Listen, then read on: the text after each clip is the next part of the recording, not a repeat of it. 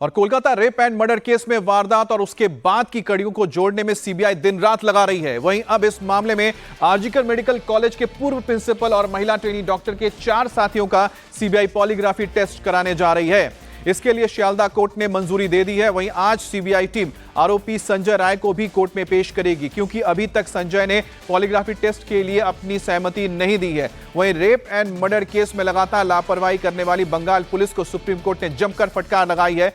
Supreme court ने कहा है कि पुलिस एफआईआर दर्ज करने में 14 घंटे की देरी की है। पुलिस क्राइम सीन को सुरक्षित रखने में नाकाम रही है। सीबीआई कहती है कि क्राइम सीन से खिलवाड़ किया गया है, पुलिस ने उसे होने दिया है। सुप्रीम कोर्ट ने कहा कि उसने 30 साल में ऐसा पहली बार देखा। वहीं सुप्रीम कोर्ट के आदेश पर आरजीकर मेडिकल कॉलेज में अब सीआईएसएफ को तैनात कर दिया गया है, लेकिन डॉक्टर्स का आंदोलन अब भी जारी है। डॉक्टर्स की मांग है कि देश की बेटी को जल्द से जल्द न्याय मिले।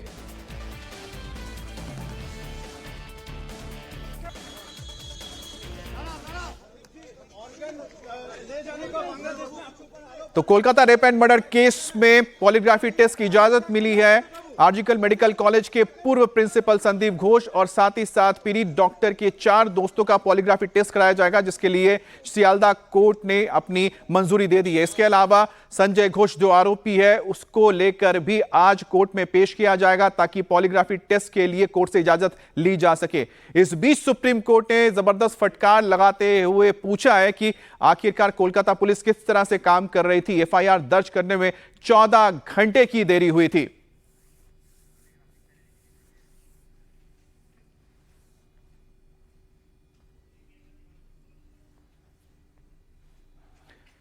तो सीबीआई इस मामले में कुल 6 लोगों का पॉलीग्राफी टेस्ट कराना चाहती है। इसमें मुख्य आरोपी संजय रॉय भी शामिल है। तो इसमें किन किन लोगों का पॉलीग्राफी टेस्ट करवाया जाना है? संजय रॉय ये रेप और हत्या का मुख्य आरोपी है, इसका पॉलीग्राफी टेस्ट होगा। संदीप घोष जिस पर सबूत छिपाने, मामले को दबाने और अन्य आरोप लगे हैं, और साथ ही साथ ये आरजीकर मेडिकल कॉलेज के पूर्व प्रिंसिपल भी हैं। और वो 4 ट्रेनी डॉक्टर जो वारदात वाली रात पीड़िता के साथ ड्यूटी पर थे, जिन्होंने डिनर किया था, इनकी भी पॉलीग्राफी टेस्ट की जाएगी। अब संदीप घोष और जो 4 ट्रेनी डॉक्टर्स हैं, इनके लिए पॉलीग्राफी टेस्ट की इजाजत मिल चुकी है। अब कोर्ट के सामने और साथ ही साथ सीबीआई को इजाजत चाहिए संजय राय का, और संजय राय से अब पूछताछ की जाएगी और इसके पॉलीग्राफी टेस्ट से काफी सारी चीजें क्लियर भी हो जाएंगी। अब संदीप घोष ने शुरू से ही सीबीआई के रडार पर रहे हैं। पूछताछ में अपने लगातार बयान बदल रहा है संदीप घोष, क्योंकि संदीप घोष को लेकर माता पिता ने भी कई गंभीर आरोप लगाए हैं। और सबसे बड़ी बात है कि इस हत्या को सबसे पहले सुइसाइड क्यों कहा गया। आरोपी संदीप घोष का जो बाउंसर बनकर घूमता था संदीप, इसके अलावा संदीप रॉय को जो एसयूबी है उसकी भी जांच की जाएगी। जो मुख्य आरोपी है इसमें संजय, उसको लेकर भी बताया जा रहा है कि संदीप घोष के साथ इसके रिश्ते हैं और सबूतों को नष्ट करने का आरोप भी लगा है यहां पर पूर्व जो प्रिंसिपल हैं संदीप घोष के ऊपर। तो कुल मिलाकर इस वक्त सीबीआई के लिए सबसे बड़ी गुत्थी यही है कि आखिरकार जो स्टाफ है उनके बयान में विरोधाभास आ रहे हैं, और जो पूर्व प्रिंसिपल है संदीप घोष, उसके ऊपर भी लगातार जो आरोप लगे हैं कि कहीं ना कहीं इस पूरे मामले को दबाने की कोशिश की गई थी। माता पिता को अस्पताल में बुलाया गया, बताया गया कि उनकी बेटी की तबीयत खराब है, फिर कहा गया कि उसने सुसाइड किया है, और बाद में उनको बताया गया कि आखिरकार उनकी बेटी के साथ क्या हुआ है और क्या जानबूझकर इल्जाम अपने ऊपर ले रहा है। यह भी सबसे बड़ी बात है। पॉलीग्राफी टेस्ट में तय हो जाएगा संजय जो इस पूरे मामले में सामने आया है, क्या किसी बड़े रसूखदार को बचाने की कोशिश कर रहा है जो आरोपी संजय है, क्योंकि लगातार बताया जा रहा है कि संदीप के साथ जो पूर्व प्रिंसिपल हैं आरजीकर के, उनके साथ इसके काफी करीबी संबंध रहे हैं। तो किसी को बचाने की कोशिश की जा रही है। क्या संजय किसी और के जो आरोप है अपने ऊपर ले रहा है? अब संजय रॉय क्या छुपा रहा है? इसके कुछ बयानों में भी जो सीबीआई है उसको लगता है कि कुछ विरोधाभास है, जिसके चलते ही पॉलीग्राफी टेस्ट करने की बात की जा रही है। तो इस वक्त जो पॉलीग्राफी टेस्ट है उसी के जरिए साफ हो जाएगा कि क्या संजय जो राय है और जो संदीप घोष है, इनके बीच में क्या कनेक्शन है। दोनों मिलकर आखिरकार किसी को बचाने की कोशिश कर रहे हैं, और जो इनके ऊपर आरोप लग रहे हैं वो भी गंभीर है। इंफॉर्मेशन, टाइमिंग और एविडेंस, शक के घेरे में अस्पताल के जो प्रशासन है उसके कई सारे सवाल है। अस्पताल ने केस दर्ज नहीं कराया, यह सबसे बड़ी बात है। 11:45 पर पहली एफआईआर सामने आई, जोड़ देने के बाद वीडियोग्राफी कराई गई है। पीड़ितों की मिन्नतों के बाद एफआईआर हुई है और परिवार को सुसाइड की जानकारी दी गई और क्राइम सीन से छेड़ छेड़छाड़ किए गए सबूत मिटाए गए। ये सीबीआई ने भी कोर्ट में कहा है कि जो क्राइम सीन था उसको सुरक्षित नहीं रखा गया था और सबूत मिटाने की कोशिश की गई है, और साथ ही साथ जो परिवार है उसको भ्रम में रखा गया। आप सोचिए कि अगर किसी डॉक्टर की हालत इस तरह से खराब होती है या उसकी मृत्यु हो जाती है तो परिवार को सबसे पहले बुलाकर जानकारी दी जाती है, लेकिन परिवार को बताया गया कि उनकी बेटी की तबीयत खराब है। उसके बाद उनके परिवार को बताया गया कि आपकी बेटी ने आत्महत्या की है, और फिर जाकर उन्हें बताया जाता है सच्चाई क्या है। लेकिन आखिरकार अस्पताल की ओर से, प्रशासन की ओर से क्यों ऐसा किया गया, यही सवाल सुप्रीम कोर्ट भी की ओर से भी पूछा गया है, और साथ ही साथ सीबीआई भी इन्हीं सवालों के जवाब तलाशने के लिए पॉलीग्राफी टेस्ट की बात कर रही है। कोलकाता से हमारे साथ ओंकार जुड़ गए हैं। ओंकार, पॉलीग्राफी टेस्ट के लिए इजाजत मिल गई है, अब संजय जो राय है उसका भी पॉलीग्राफी टेस्ट को लेकर कोर्ट से फैसला आना है। बहरहाल पॉलीग्राफी टेस्ट जिसके लिए इजाजत मिली है वो कब शुरू होगा, और दूसरी बात यह है कि संजय राय को कब पेश किया जाएगा कोर्ट में?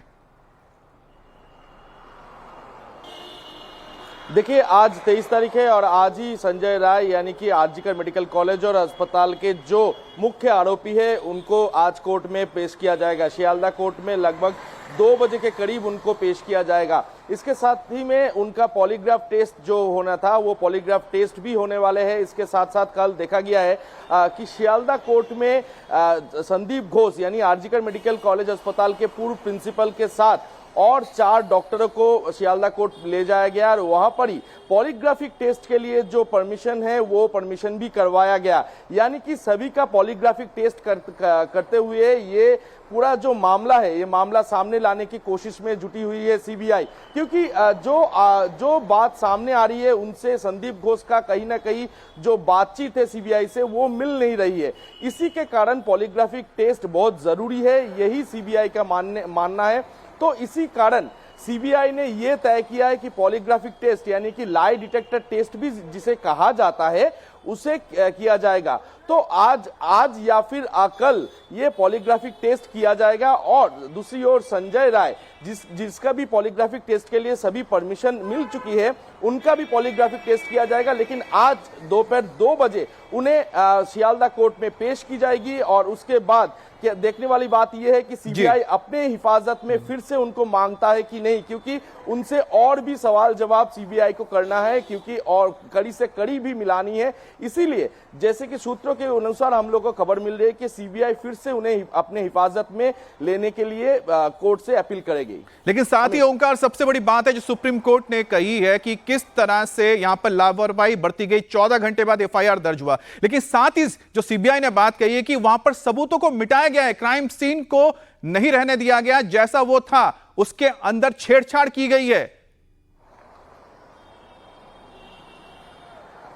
सुप्रीम कोर्ट ने कल ये भी कहा है कि जो क्राइम सीन में जो सबूत थे उस सबूत के साथ छेड़छाड़ की गई है। ये बहुत बड़ा एक टिप्पणी है सुप्रीम कोर्ट से, क्योंकि पहले भी देखा गया है, छात्रों की तरफ से आरोप लगाया गया है कि क्राइम सीन जो है यानी कि सेमिनार रूम के बगल में ही तोड़फोड़ की गई है। तो ये तोड़फोड़ क्यों इतना जल्दबाजी में किया गया है, इसी सवाल छात्रों ने बार बार उठा रहा था। और इसके साथ कि उस घर पे कोई भी सीसीटीवी कैमरा नहीं है, क्या सेमिनार रूम ही क्राइम स्पॉट है या फिर बाहर कहीं पर क्राइम स्पॉट है, इसको लेकर भी छात्र लोग सवाल उठा रहे थे। तो कहीं ना कहीं कल सुप्रीम कोर्ट का जो सुप्रीम कोर्ट की तरफ से जो टिप्पणी आई है वो बहुत बड़ी टिप्पणी है कि क्राइम सीन के साथ छेड़छाड़ की गई है। यही टिप्पणी जो छात्र लोग 9 अगस्त की सुबह से लगा रहे थे कि क्राइम सीन पे कोई पहुंच सकता है, वो छेड़छाड़ हो सकता है, सबूतें मिट सकती है। तो सुप्रीम कोर्ट के कल जो टिप्पणी की है वो ये उसी तरफ इशारा कर रहा है कि कोलकाता पुलिस ने कहीं ना कहीं ये जो पूरा मामला है इसको कहीं ना कहीं छुपाने की कोशिश की थी। तो सुप्रीम कोर्ट ने जो कहा कल, इसके बारे में जो बातचीत उठ रहा है कि छात्र लोग पहले से ही बता रहे थे कि ये कहीं ना कहीं कोलकाता पुलिस छुपाने की कोशिश में लगी हुई है। ओंकार, एक और बात है, सुप्रीम कोर्ट ने कहा कि अब अगली सुनवाई में जो अधिकारी सबसे पहले जिन्होंने रिस्पॉन्ड किया था इस घटना की सूचना मिलने के बाद उनको पेश किया जाए। अब तो बात तो यह सामने आ रही है 9:30 बजे सबसे पहले पीड़िता को देखा गया था, लेकिन एफआईआर दर्ज करने में, पुलिस को इत्तला करने में कई घंटे लगा दिए गए।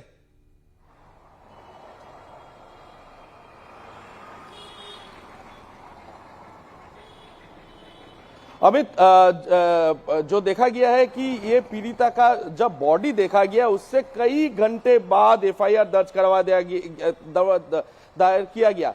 तो जैसे कि पीड़िता के पिता से भी हम लोग की बातचीत हुई तो उन्होंने कहा कि उन्होंने 5 से 5:30 बजे के बीच वो थाने पहुंचे और थाने पहुंचने के बाद उन्होंने कंप्लेंट दर्ज कराया, लेकिन कब एफआईआर दर्ज हुआ ये उनको मालूम नहीं है। तो कल सुप्रीम कोर्ट ने भी यही सवाल उठाया है कि आरजीकर मेडिकल कॉलेज और अस्पताल के तरफ से क्यों नहीं जल्द से जल्द ये एफआईआर दर्ज करवाया गया। इसको लेकर भी सुप्रीम कोर्ट ने बड़ी टिप्पणी दी है, बड़ी बात कही है कि कहीं ना कहीं क्या लापरवाही थी, आरजीकर मेडिकल कॉलेज अस्पताल क्या कुछ छुपाने की कोशिश में जुटी हुई थी, इसलिए क्या देरी होगी। यही सारी सवाल अभी उठ रहा है और सीबीआई की तरफ से भी ये जांच पड़ताल की जा रही है कि इतना देरी क्यों हुआ और इस घटना के पीछे क्या कोई मास्टरमाइंड है जो इसे छुपाना चाहते थे, जो इसी के कारण ये डिले हुआ।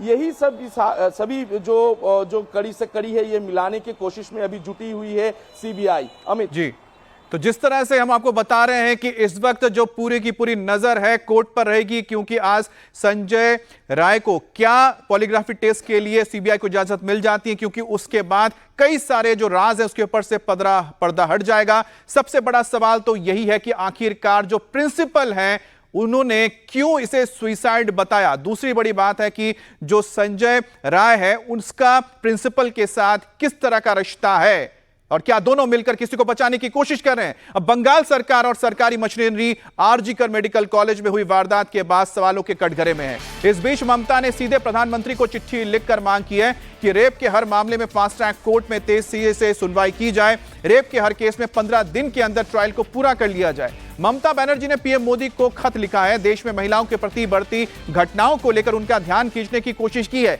इन अपराधों को रोकने के लिए केंद्रीय कानून लाने की जरूरत भी बताई है। ममता बनर्जी ने केंद्रीय कानून बनाने से ऐसा अपराधों में शामिल व्यक्तियों को कठोर सजा दिलाई जा सकती है, यह भी खत में लिखा है। लेकिन बड़ा सवाल तो यही है कि जब उनके राज्य में इस तरह की घटना हुई थी तो आखिरकार क्या ऐसा हुआ कि हाई कोर्ट को यह मामला सीबीआई को सौंपने के लिए आदेश देना पड़ा। क्यों राज्य सरकार ने इसे अपने ही बूते पर क्यों नहीं सुलझा लिया। माननीय प्रधानमंत्री जी, मैं आपका ध्यान पूरे देश में नियमित रूप से सामने आ रही और लगातार बढ़ रही बलात्कार की घटनाओं की तरफ आकर्षित करना चाहता हूं। उपलब्ध आंकड़ों के मुताबिक बलात्कार के कई मामलों के बाद में पीड़ित की हत्या भी कर दी जाती है। ये देखना भयावह है कि पूरे देश में हर दिन बलात्कार के लगभग 90 मामले सामने आ रहे हैं। ऐसे मामलों में तेजी से मुकदमा चलाने के लिए फास्ट ट्रैक स्पेशल कोर्ट बनाने को भी प्रस्तावित कानून का हिस्सा बनाना चाहिए, ताकि जल्द से जल्द इंसाफ मिल सके। वहीं बीजेपी नेता शुभेंदु अधिकारी ने ममता बनर्जी पर आरोप लगाया कि वो आरोपी प्रिंसिपल घोष को बचा रही हैं। उनकी मांग है कि ममता बनर्जी और आरोपी प्रिंसिपल संदीप घोष के बीच क्या कनेक्शन है, सुप्रीम कोर्ट को इस पहलू पर फौरन ध्यान देना चाहिए। वहीं टीएमसी कह रही है कि ममता बनर्जी की सरकार ने किसी को बचाने की कोशिश नहीं की, अब सीबीआई इस मामले में लीपापोती कर रही है, इसलिए बीजेपी को सीबीआई के खिलाफ प्रोटेस्ट करना चाहिए। क्वेश्चन ऑफ संदीप घोष, ममता जी ने 21 के पहले बताई जनता को डबल चाकरी, डबल नौकरी। संदीप घोष को ट्रिपल दे दिया। संदीप घोष को आरजीकर से एनआरएस से ओएसडी आपका स्वास्थ्य भवन का headquarter of the health department. इसलिए संदीप घोष का साथ health minister as well as chief minister का इतना साठ गांठ, ये तो खुलासा हो रहा है। इसलिए इतना हॉरिबल इंसिडेंट कौन लोग छुपाना चाहता है, किस लिए चाहता है, ये सब सुप्रीम कोर्ट और जांच एजेंसी को बहुत सीरियसली देखना चाहिए। राज्य सरकार तृणमूल कांग्रेस राज्य सरकार, तृणमूल कांग्रेस, ममता बनर्जी, अभिषेक बनर्जी, राज्य पुलिस और कोई भी बलात्कारी या फिर खूनी को आरजीआर कर मामले में छुपाने के लिए सुप्रीम कोर्ट में नहीं लड़ रहे हैं। क्योंकि मामला सुप्रीम कोर्ट में चल रहा है, इसीलिए सभी पक्षों के लिए वकीलों की जरूरत है। तो वकील है, न्याय कौन देगा? सीबीआई एक केंद्रीय संस्था है, उन्हें बताना था कि वो इतने समय से किस व्यवस्था से निपट रहे थे। वो किसी को गिरफ्तार नहीं कर सके, केवल एक व्यक्ति को गिरफ्तार किया गया, हमें नहीं पता। जिस आदमी को इस मामले में गिरफ्तार किया गया वो मुख्य आरोपी है। उसको राज्य सरकार ने गिरफ्तार किया था, कोलकाता पुलिस ने किया था। सीबीआई को पर्याप्त समय मिला, लेकिन सारे किरदार सामने आने के बावजूद वो कोई कदम नहीं उठा सकी। आज सीबीआई ने सुप्रीम कोर्ट में जो स्टेटस रिपोर्ट पेश की, उससे वो कंफ्यूजन फैलाना चाहती है। स्टेटस रिपोर्ट निये